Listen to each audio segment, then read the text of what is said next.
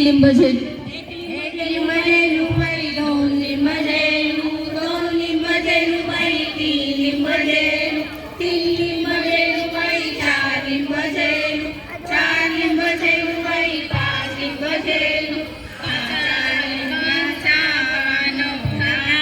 माळ घाली हनुमंताला, हनुमंताची निळी जोडी, हे जाता कमळ तोडी, कमळाच्या पाठीमागे लागली राणी, अगं घराणी ते कुठे पाणी, पाणी नव्हे यमुना जमुना, यमुना जमुनाची बारीक वाळू, ते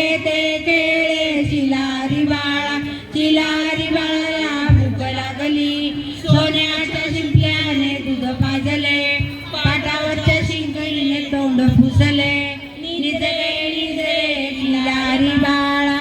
आम्ही जातो वरच्या माळा, वरच्या माळा जाऊन गा, सात कडे आणून गा, एक खडा मोठा गौराईच्या पोटा, गौराई तुझं ठाण ग, आता कधी येण ग,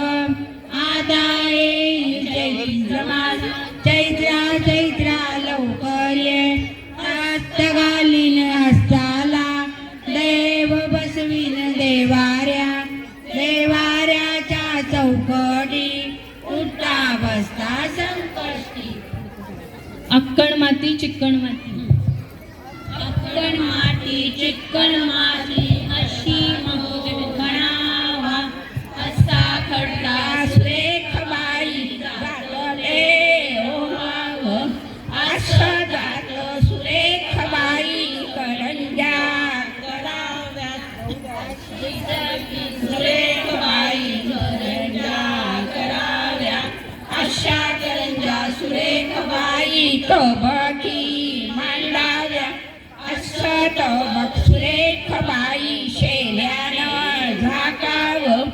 असा शेला सुरेख बाई पालखी काढावी, अशी पालखी सुरेख बाई माहेरी धाडावी,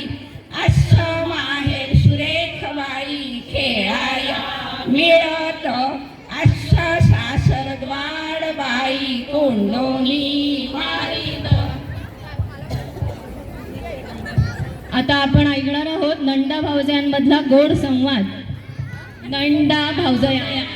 गिजणी घरात नव्हतं तिसरं कोणी, शिंक्यावरचं लोणी खाल्लं कोणी, मी नाही खाल्लं वहिनी खाल्लं, आता माझा दादा येईल ग, दादाच्या मांडीवर बसेन ग,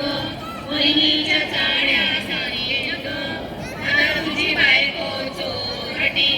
असू दे माझी चोरटी, हे